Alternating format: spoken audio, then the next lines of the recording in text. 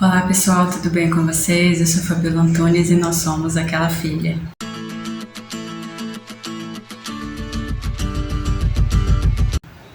E aí, já fez seu devocional hoje? Toda segunda e quarta-feira, às 19 horas no horário de Brasília, nós temos estudado livros de Atos. Se você perdeu algum vídeo, nós temos uma playlist aqui no canal, Livro de Atos, e lá estão todos os vídeos que nós já fizemos referentes a este livro. Temos visto o que aconteceu com a igreja primitiva, as lutas, as perseguições, as vitórias, os milagres, as curas, tudo que Deus realizou e realiza na vida da igreja através do Espírito Santo.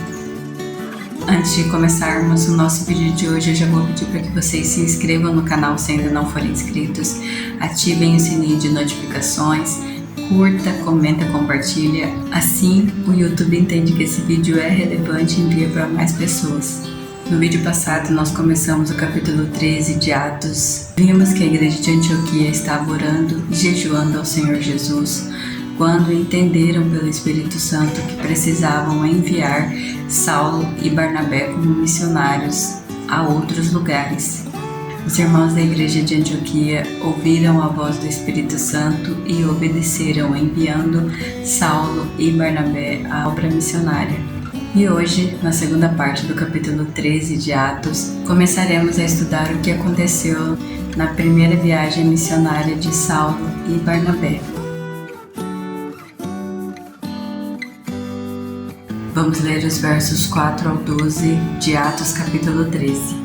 Enviados pelo Espírito Santo, eles desceram no porto de Seleucia, de onde navegaram para a ilha de Chipre. Ali, na cidade de Samalina, foram às sinagogas judaicas e pregaram a palavra de Deus.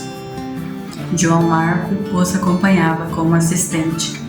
Viajaram por toda a ilha até que, por fim, chegaram a Pafos, onde encontraram um feiticeiro judeu, um falso profeta chamado Bar-Jesus.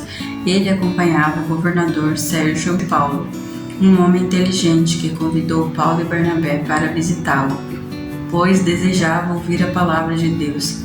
Mas Elimas, o feiticeiro, esse é o significado do seu nome, opôs-se a eles na tentativa de impedir que o governador viesse a crer. Cheio do Espírito Santo, Saulo, também conhecido como Paulo, encarou Elimas nos olhos e disse: Filho do diabo, cheio de toda espécie de engano e maldade, e inimigo de tudo que é certo, quando deixarás de distorcer os caminhos retos do Senhor? Preste atenção, pois o Senhor colocou a mão sobre você para castigá-lo, e você ficará cego, sem conseguir ver a luz do sol por algum tempo. No mesmo instante, neblina e escuridão cobriram-lhe os olhos, e ele começou a tatear, suplicando que alguém o tomasse pela mão e o guiasse. Quando o governador viu o que havia acontecido, creu, muito admirado com o ensino a respeito do Senhor. Saulo e Barnabé foram enviados pelo Espírito Santo e chegaram até Chipre, onde ensinavam nas sinagogas a respeito de Jesus. João Marcos, provavelmente um jovem da igreja de Antioquia, os acompanhou como assistente. E a partir do verso 6, o governador Sérgio Paulo queria conhecer Saulo e Barnabé, queria ouvir da palavra de Deus, queria entender mais sobre Jesus.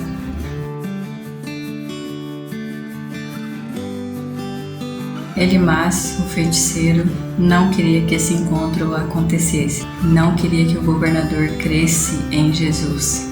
Talvez por medo de perder a sua posição, de perder o seu cargo, o seu prestígio ou por não ser mais útil para o governador. Então Saulo, cheio do Espírito Santo, questiona Elimas: até quando você vai distorcer a palavra do Senhor? Vamos ler novamente os versos 9 e 10. Cheio do Espírito Santo, Saulo, também conhecido como Paulo, encarou Elimas nos olhos e disse: Filho do diabo, cheio de toda espécie de engano e maldade, inimigo de tudo que é certo, quando deixará de distorcer os caminhos retos do Senhor? O governador já estava preparado para ouvir a palavra de Deus. Os pregadores, os missionários estavam ali para falar sobre Jesus, e se levantou um opositor à palavra de Deus.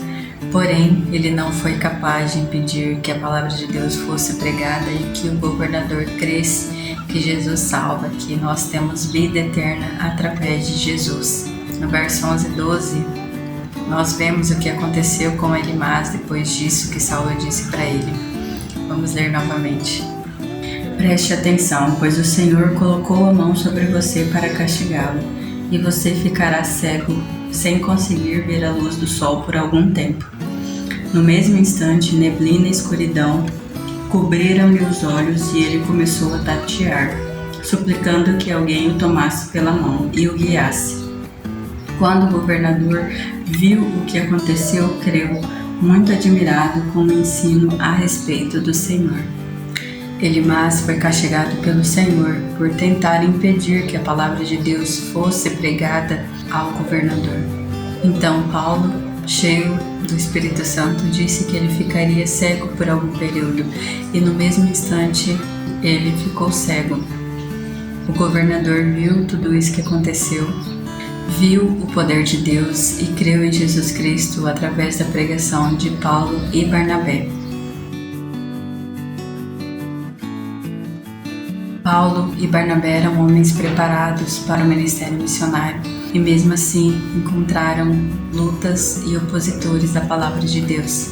E não é diferente nos dias de hoje. Muitos missionários passam por lutas e por opositores da palavra de Deus. No vídeo passado nós falamos sobre as dificuldades do ministério missionário e qual é o papel da igreja em relação a missões. Os missionários e aqueles que levam o evangelho de Jesus passam por lutas e por opositores da palavra de Deus.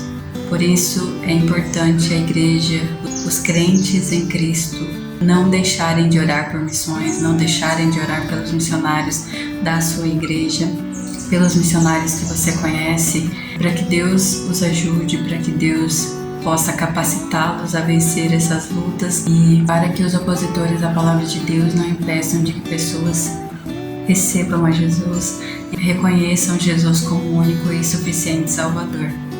É muito importante que a igreja não esqueça de orar por missões. Se você ainda não participa da obra missionária, se você ainda não cumpre de fato o ID de Jesus, a obra missionária, o ID se faz indo, orando e contribuindo. Paulo e Barnabé foram enviados como missionários pela igreja de Antioquia e já no primeiro destino deles eles encontraram lutas e opositores à palavra de Deus. Mas Deus não deixou que Elimas impedisse o governador Sérgio Paulo de ouvir, de receber Jesus como o único e suficiente Salvador. Elimas não foi capaz de impedir o poder de Deus e o governador creu em Jesus. Nem tudo são flores no ministério missionário. Não era no passado e não é nos dias de hoje. Porém, nosso Senhor Jesus Cristo não desampara aqueles que levam a mensagem, o Evangelho de Jesus. Os milagres vistos pelos missionários e por aqueles que levam a mensagem de Jesus, com certeza é maior do que os desafios das lutas e dos opositores do Senhor Jesus. Amém? No próximo vídeo continuaremos a acompanhar a primeira viagem missionária de Paulo e Barnabé e todos os desafios e lutas e todos os milagres, tudo o que aconteceu nessa primeira viagem missionária feita por Paulo e Barnabé. Que Deus abençoe a sua vida. Até o próximo vídeo e tchau!